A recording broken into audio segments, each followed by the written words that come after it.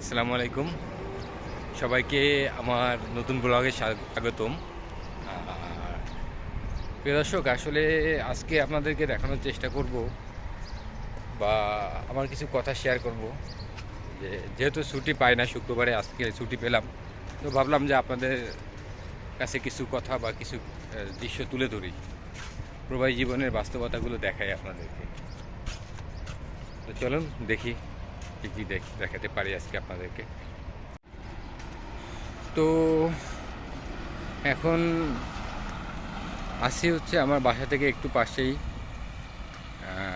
সৌদির যে আবহাওয়াটা আপনাদের দেখানোর চেষ্টা করি। এই যে পাশেই মেন রোড, তার পাশেই সৌদিতে পুরাতন যে বিল্ডিংগুলো কেমন হয় এটা দেখানোর চেষ্টা করি। এই যে বাড়িটা, এটা হচ্ছে পুরাতন মাটির বাড়ি বলতে পারেন। এর ভিতরে এই যে যেটা দেখতেছেন যে বাংলাদেশে যেমন ইটের ভাটার মতন একটা ইয়ে থাকে, এটা এটা হচ্ছে প্রত্যেকটা সৌদির বাসার ভিতরে ওরা যেমন দেখছেন বিভিন্ন ভিডিওতে খাসি আস্ত পোড়ায় খায়, উট পোড়ায় খায়, এই ভিতরে সেটা সিস্টেম করে রুমের মধ্যে আর কি ওরা করবে, এখান থেকে রান্না করবে, এখান থেকে ওরা পোড়ায় খাবে, এই জন্য ঘরের ভিতরে ডাইরেক্ট এভাবে সিস্টেম করা। এটা হচ্ছে আগের মাটির বাড়ি, সচরাচর চোখে পড়ে না, তো আপনাদের দেখানোর চেষ্টা করতেছি কেমন।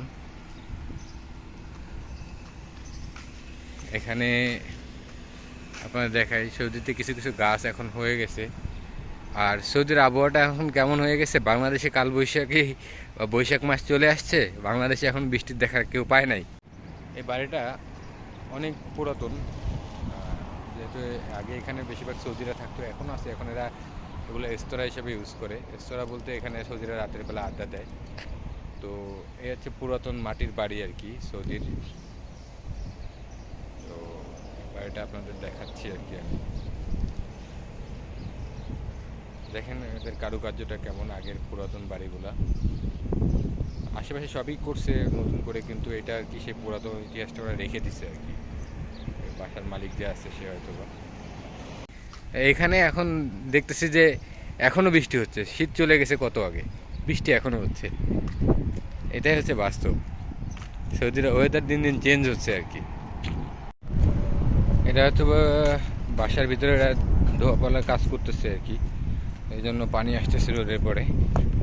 দেখেন এখানে ওই যে বাগান বিলাস যে গাছ এখানে লাগাইছে সৌদিরা, অনেক সুন্দর আর কি। তো আরও কিছু পরিবেশ, যেহেতু শুক্রবার মানুষজন আসলে ঘুমাচ্ছে এখনও। আমার আসল কথা, আজকে ওভার টাইমে যাই নাই, কিন্তু রুমের যারা আছে তারা যখন যায় তখন আমরা লাইট টাইট জ্বালাই না, কিন্তু আজকে গেছে, আজকে লাইট টাইট জ্বালায় একেবারে ঘুম ঘুম পুরো খতম হয়ে গেছে আমার।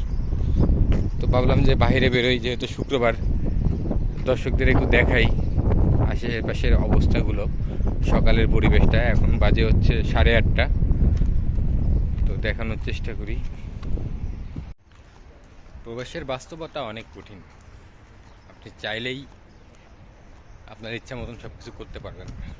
আর বাংলাদেশের মতন ইচ্ছা মতন লাইভ লিড করতে গেলে আপনার সার্ভাইভাল যে খরচগুলো, এগুলা কেউ আপনাকে বেয়ার করবে না। অতএব আপনার এখানে যুদ্ধে টিকে থাকতে গেলে নিজেরটা নিজেরই করতে হবে, সেটা রান্নাবাড়া করেন, যাই করেন। আপনি 12 মাস 12 ঘন্টা ডিউটি করে এসে নিজের রান্না নিজেরই করে খেতে হবে, এখানে অন্য কেউ করে দিবে না। শরীর খারাপ হোক যা হোক, খেতে হলে বানাতে হবে খানা। আর বাইরে হোটেলে খাবেন, যে পরিমাণ দাম, আপনার পুরো মাসে বেতন দিয়ে আপনি পুরো হোটেলে খেয়ে পারবেন না। অতএব নিজেই কাজের বোয়া, নিজেই ইনকাম কর্তা, নিজেই ফ্যামিলির অর্থদাতা, ইনকামদাতা, সব কিছু নিজেই। এই বাস্তবতা মেনেই প্রবাসে আসতে হবে ভাই। আপনি প্রবাসে কষ্ট আছেন, অনেক কিছু আছেন, যারা আসতে ইচ্ছুক তাদেরকে যদি জানান যে এসো না ভাই, এই সমস্যা ওই সমস্যা, সে মনে করবে আপনি তার ভালো চান না। আপনি টাকা ইনকাম করতেছেন, সে এসে টাকা ইনকাম করবে এটা আপনি চান না, বা সে ভালো থাকে এটা চান না। আসল কথা এটা, আমার একটা ভুল ধারণা ছিল। যখন আমি আসবো, আমার এক ফ্রেন্ডকে আমি বলছিলাম দেশে আসিস ভালো কিছু কর। ভাবলাম যে হয়তো বা চা না যে আমি দেশে এসে কিছু টাকা ইনকাম করি, ভালো থাকি বিদেশে এসে। তখন আসলাম, আসার পরে আসলে বুঝলাম যে এই যন্ত্রণাটা যে আছে সেই বুঝে, যে নেই সে কখনো বুঝবে না। আসার পরেই বুঝবে আর কি বাস্তবতা কত কঠিন, কত বাস্তবধর্মী। ফ্যামিলির ক্ষুধা কখনো মিটবে না, দেশের মাটির টান কখনো মুছবে না। জেলখানা, এটা একটা জেলখানা যেখানে কোনো জামিন নেই। আপনি চাইলেই দেশে যেতে পারবেন না, কারো বিপদ আপদে ফোনে সর্বোচ্চ খোঁজ নিতে পারবেন, এছাড়া আর কিছুই করার ক্ষমতা আপনার থাকবে না। দেখুন এখানে সব গাড়ি পার্কিং করা, সব যন্ত্রপাতি। এখানে হয়তো বা আশেপাশে কনস্ট্রাকশনের লোকজনরা থাকে, এটা হয়তো বা কোম্পানির ভিলা আর কি। তো আমরা যেখানে থাকি এটা রেস্তোরাঁ বলা হয়, কারণ এখানে বেশিরভাগই রেস্তোরাঁ, যেখানে সৌদিরা রাতের বেলা আড্ডা দেয়। আবার কিছু কিছু সৌদি আড্ডা দেয় না, তার রেস্তোরাঁটা ভাড়া দিয়ে দিছে, 4-5টা রুম নিয়ে। ছোটো ছোটো যে কোম্পানিগুলো আছে তারা তাদের লোকজনগুলোকে রাখে এখানে। এই দেখেন এই ট্রেলাতে রড বোঝাই করা, অথবা কোনো কাজের জন্য এখানে রেখে দিছে, ওরা নিয়ে যাবে আর কি। তো হয়তো বা শুক্রবার এই জন্য রেস্ট করতেছে, বা কাজ বন্ধ আছে, সাইট বন্ধ আছে, এরকম কিছুই আর কি। যার চলে যায় সেই বোঝে হায় বিচ্ছেদের কি যন্ত্রণা। তো আমি বলবো যে আসে প্রবাসে সেই বোঝে তার কত যন্ত্রণা, কত দুঃখ।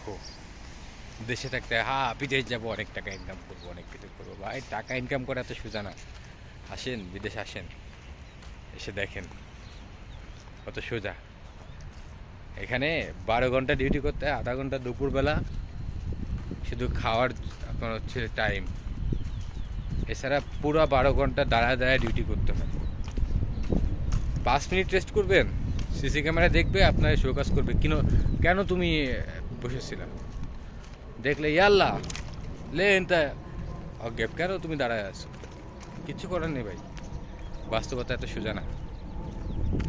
এই জন্য বললাম যে আসে প্রবাসে সে বোঝে কি যন্ত্রণা। দেখেন এখানে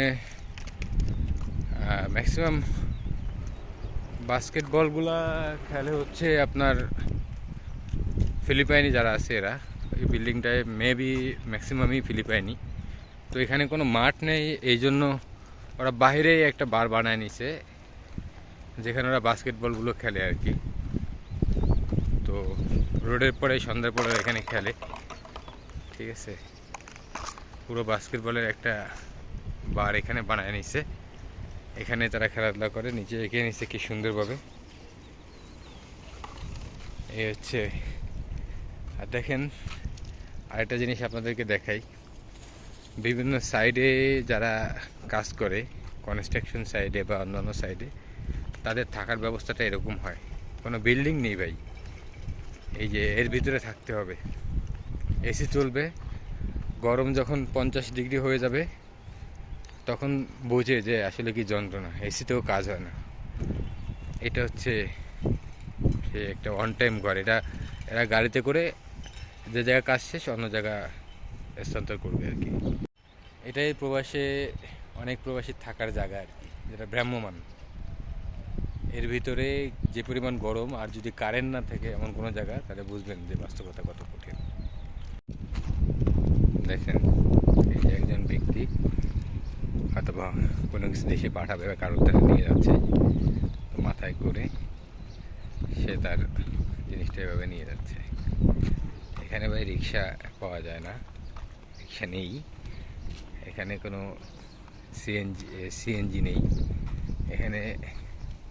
ট্যাক্সি বলতে একটাই, বা যাতায়াত যেমন বাংলাদেশের রিক্সা, এখানে সব প্রাইভেট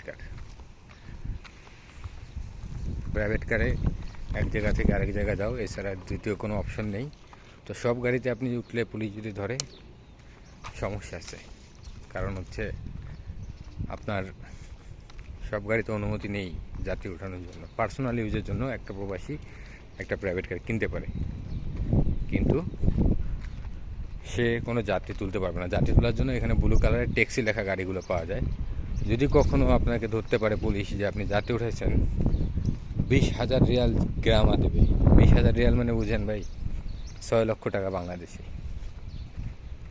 তো প্রবাসীরা চাইলেই আর কতটা ভীতি নিয়ে, কতটা সতর্কভাবে চলতে হয় প্রবাসীদের আরেকটা জিনিস আমি আপনাদের দেখাই। এই যে জিনিসগুলো দেখছেন না, এটা এই যে রোড ল্যাম্পগুলো আছে যেগুলা, এগুলো ঠিক করার জন্য এদের এরপরে উঠতে হয়। এরপরে উঠে তারপর রিস্ক নিয়ে কাজ করতে, এখান থেকে পড়ে গেলে জিন্দগি শেষ একেবারে। তো এতটা রিস্ক নিয়ে প্রত্যেকটা প্রবাসীর কাজ করতে হয়। বাস্তবতা এত সোজা না ভাই। ইলেকট্রিশিয়ানের কাজে আসবেন, ভেবে দেখেন কী কাজ করতে হবে। এর উপরে আপনাকে নিচে করে উঠায় নিবে, আপনি একা কাজ করতেছেন। খারাপ লাগলো ভালো লাগলো, গরমের মধ্যে কিচ্ছু করার নেই ভাই, এটাই বাস্তব। কতটা রিস্ক নিয়ে আমাদের কাজ করতে হয় প্রবাসীদের। তো প্রিয় দর্শক, আল্লাহ হাফেজ। দেখা হবে আবার কোনো একটা নতুন ভিডিও নিয়ে, নতুন কোনো বিষয় নিয়ে, নতুন কোনো জায়গা নিয়ে। সৌদি আরবের পথে প্রান্তের বিভিন্ন জিনিস দেখতে আমাকে সাবস্ক্রাইব করে সাথেই থাকুন, এবং আমাদের ফেসবুক পেজ মেহেদি মামুন 2.0 ফলো দিয়ে সাথেই থাকবেন, লাইক কমেন্ট শেয়ার করবেন। আল্লাহ হাফেজ।